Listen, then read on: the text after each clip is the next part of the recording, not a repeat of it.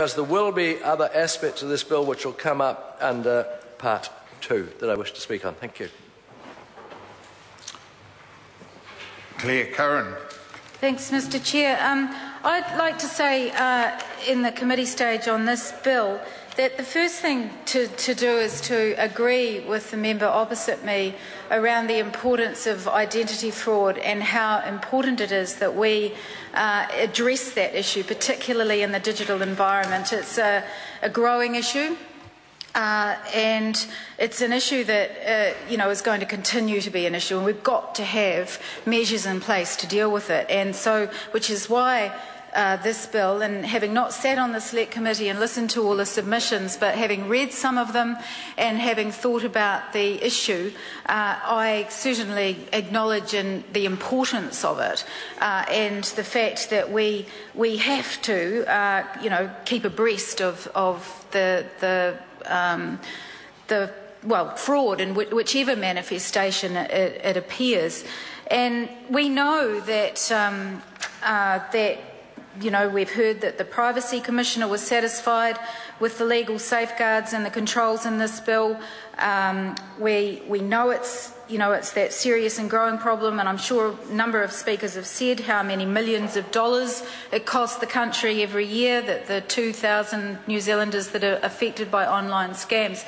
And no doubt if I asked people to put up their hands and say that they either had been scammed or they knew somebody who had, probably most people would in one way or another, even if it's having your Twitter account hacked by clicking on one of those connections that takes you to a rather unsightly, unseemly image, and then means that all of your followers depends on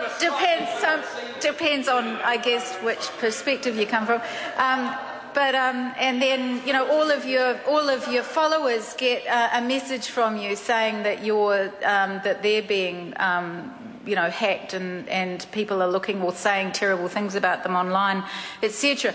And while there is a growing awareness amongst the population about these scams, including the scams that come from people purporting to be banks, etc., and people are becoming more careful, I think, about what they do click on online, that there is still always going to be a percentage of people that are terribly affected by these sort of practices. So I think it's really important that we acknowledge the importance of the issue. I suppose when I spoke about this bill in the second reading, I said that there were two things that we needed to take into account, and one is the prevention, as I've just said, the prevention of identity fraud, but the other is the balanced with the ability of people to go about their business without feeling under surveillance, which I know was one of the issues that was raised by the Greens as being an important thing, and that is something that we have to take into account as well. Also, we have to be mindful, as I said in my speech on the previous bill, of the systems management that is occurring around the government agencies' use of ICT and the security of that. And I suppose that's what I want to go to here, because I think it's absolutely critical that there is a robustness across government systems, and I'm pleased to see that the Minister for Communications and IT is sitting here, because there's no doubt that security of information, privacy of individuals, information and confidence in the system that is used to manage those systems is absolutely paramount. And I made the comment in the previous piece of legislation that was going through the House that in order for us to be confident about that, we have to know that we can trust the agencies that are interacting with citizens out there. So, I think actually that has been compromised in recent weeks. I think that there are 4 major agencies in our government that have been compromised. We've heard the issues around that, and in order to address that, I've actually introduced a members' bill into the House last week called the Electronic Data Safety Bill, which is around ensuring that breaches in agencies around privacy, that there is a systematic inquiry into that, so that the adequacy of information management, Mr. Chair, can be trusted. And, you know, this is what it comes down to, is that can the citizens of New Zealand trust the systems that are in place that are managing the information that is their private information, that includes their private information, and that can make that information public to people that it shouldn't be made public to.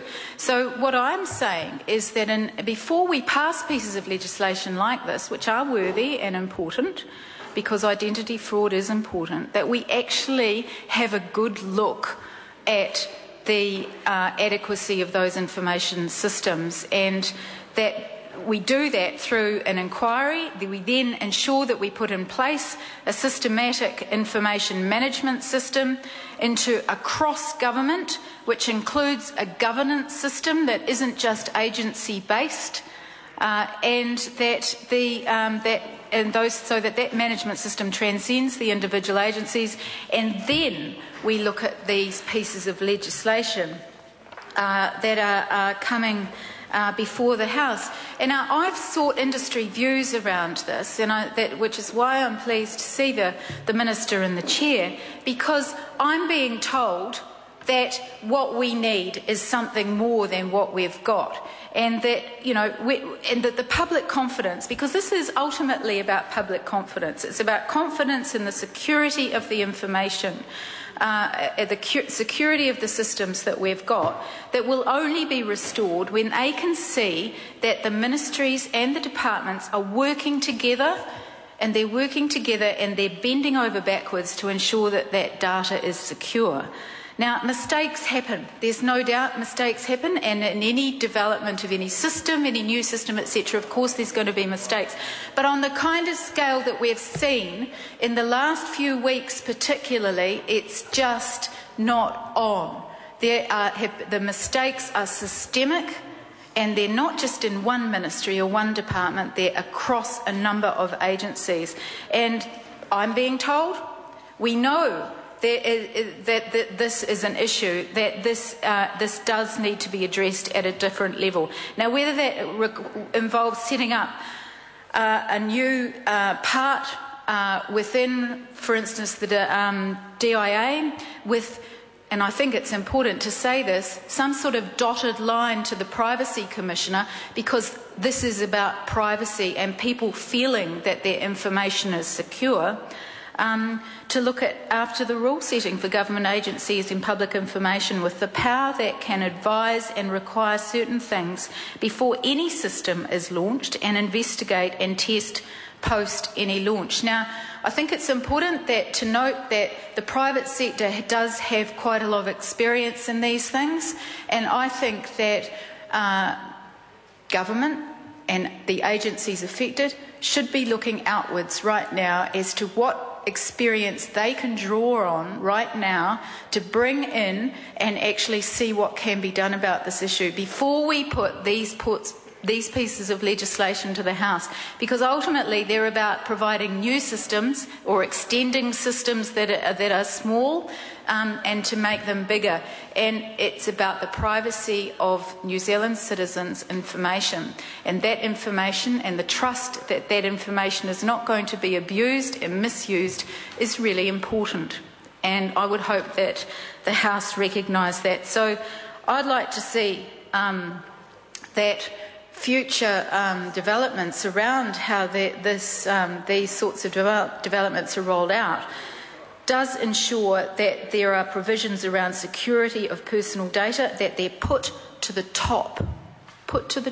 They're not at the bottom, or they're not in the middle. They're at the top of the requirements list, and that there should be penalties around them not being carried out. Now, I'm not talking necessarily about penalties to individual companies. I'm talking about accountability at the highest level, about the governance level, which is at the political level as well, because that's where it should reside, and that's what we should be talking about today in the House, rather than about introducing yet another piece of legislation that's piecemeal, that isn't part of a wider plan around the security of our information. Chris Farfoy. Chair, thank you for the chance to speak to part one of the Identity Information Confirmation Bill.